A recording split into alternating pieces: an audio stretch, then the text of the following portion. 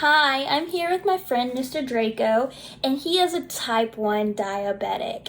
So, I am going to be doing an AccuCheck on him because Dr. Riddle has prescribed him 5 units of Humulin 3 times a day and a sliding scale. So, before I can administer that, I need to check his blood glucose. So, the supplies needed to check his blood glucose is an AccuCheck machine.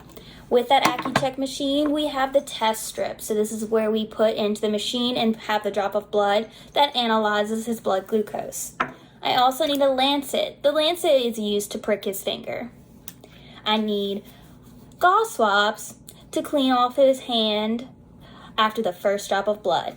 And I also need an alcohol swab to clean his finger before the procedure occurs. I also need gloves because we're dealing with bodily fluids. So, first when I walk into the room, I say, Hi, Mr. Draco. My name is Courtney. I'm your nurse. And we are going to do a blood sugar check on you today. Can you tell me your birthday? And he tells me his birthday, and I compare it to my medical record sheet. So on my medical record sheet, I have that his birthday is 10/31/81, and that is what he just told me, so I know I have the right patient. All right, now for the actual procedure. So first, I cleanse my hands with an alcohol-based solution or use soap and water. I also request that Mr. Draco perform this as well because this will allow us to have a clean base for both of us while we start this procedure. Next, I'm going to put on some gloves because we're dealing with bodily fluids and I want to make sure that I am safe and my patient is safe. Now that we have the gloves on, I explain the procedure to Mr. Draco. I tell Mr. Draco that first I'm going to clean his finger with a little alcohol solution, and then I'm going to prick his finger with a lancet. I'm going to prick on the lateral side of his finger to make sure I don't damage the finger pad itself.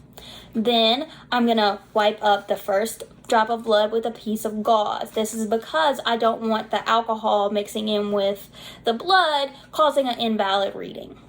Next, I'm going to use a strip. I'm going to place his finger towards the strip and allow the blood to enter the strip so the AccuCheck machine can read it. After that, I'm going to tell him what his blood sugar is and what steps I have to follow. So let's go. So first, I grab my AccuCheck machine. I scan me, boop, and I scan him, boop. This also registers that I, the nurse, am performing this, and it is for this particular patient. I grab a test strip from our little container, and I put the test strip on the edge of the machine. Next, I place this down, and I grab my alcohol swab. I open my alcohol swab and I clean Mr. Draco's finger, but I'm making sure I'm using the lateral side of his finger and not the finger pad itself. I take the lancet, I say 1, 2, 3, stick. After I've stuck his finger, I wipe away the first drop of blood because remember, alcohol is still within that first drop of blood. I wipe away that first drop and I take my machine. I gather the drop of blood into the machine and I wait. I ask Mr. Draco to pinch and hold this gauze so he can stop his bleeding. Once the reading comes up, in which the reading was 190. So we have a 190 reading and I tell Mr. Draco, okay. We had previously determined Mr. Malfoy's blood sugar was 190. After this, I disposed of the test strip and the lancet in the sharps container and wipe down the AccuCheck machine with purple top cavi wipes for the next patient's use. Now, I'm looking at my patient's MAR to check how the sliding scale will impact his normal dose of insulin. After looking at the MAR for Mr. Malfoy, I see that he does indeed need an additional 4 units of insulin according to his sliding scale. I look at the sliding scale and I see that 190 fits into this category right here, which means 4 units, and 5 plus 4 is 9. So now that I know the total units I need to give my patient, I can start to gather my supplies. I can check my vial of Humulin insulin, and I see that this is indeed Humulin insulin, and I'm comparing it to my computer to see Humulin insulin is ordered, and this is Humulin insulin. I'm also checking to see the expiration date. I do the same thing with my insulin aspart. I check that this is indeed insulin aspart with the computer and the vial, and I check for its expiration date. Now that I've gathered my insulin, I'm going to wash my hands. And then I'm going to put on some gloves.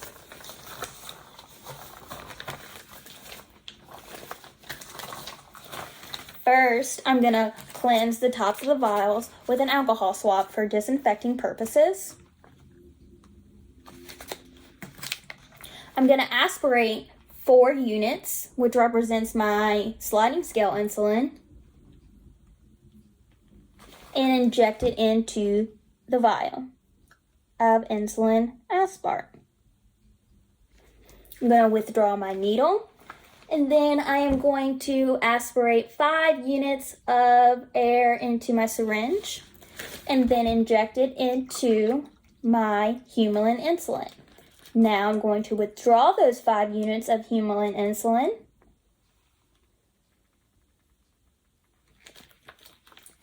And withdraw the needle from the vial. And I'm checking to see that there's no air bubbles and that I do indeed have 5 units of Humulin insulin.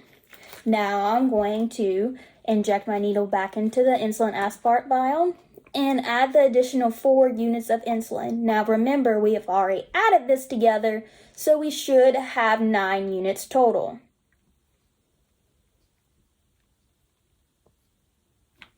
Okay. Now that I know that I have my 9 units, I'm going to ask a secondary nurse to come and check my reading.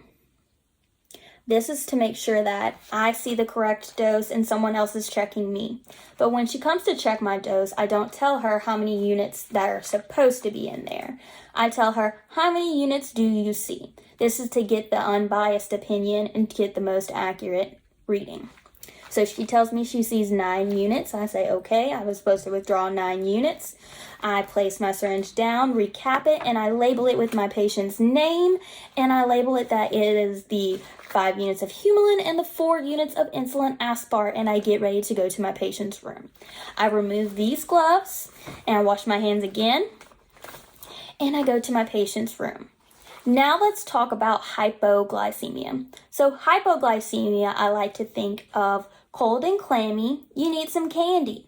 So you'll be cold, clammy, and your heart rate will be really, really fast. You'll probably be really shaky, and that kind of means you need some candy. That means your sugar is too low. Hyperglycemia, I like to think hot and dry. Your sugar's too high. So I like to think of it as you're hot, dry, and you got this fruity breath because you're just loaded with all of this sugar, and you need some insulin to regulate things out. Another thing you need to be mindful as the nurse is the patient's food. Now, is my patient NPO? Is my patient's food tray coming? Does my patient have a snack? You don't want to give insulin without any food because that will make your patient go into hypoglycemia.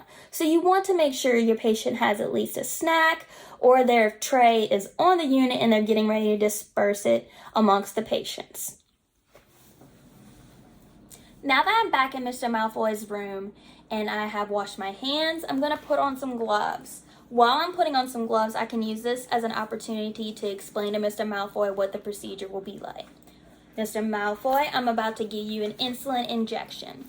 I'm going to cleanse the area with an alcohol swab and inject the insulin into your abdomen.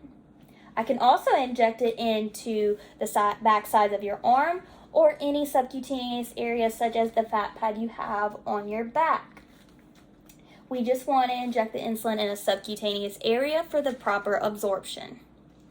I get Mr. Malfoy to tell me that his name is Draco Malfoy. His birthday is 10/31/81. So I compare this to my medical record and confirm that I do have the correct patient.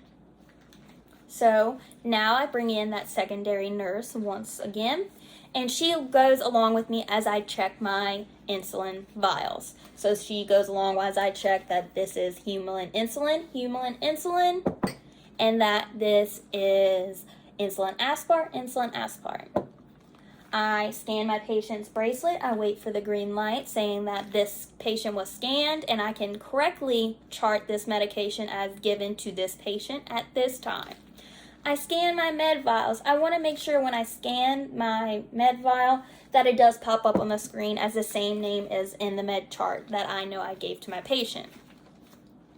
I would scan my insulin aspart as well, and I document how many units I gave of each and why the sliding scale was needed. I would say that the blood glucose was 190 as per provider. 4 additional units of insulin were necessary. Now, when I go to administer my insulin, first I get the nurse to check that this is additionally 9 units as it was in the med room. Now, I ask her to tell me how many units she sees. Again, we don't want a biased opinion. She tells me there is 9 units. She logs in, signs that she's verified that these are the types of insulin, and I did get 9 units total. Now, I'm going to cleanse the area with an alcohol swab.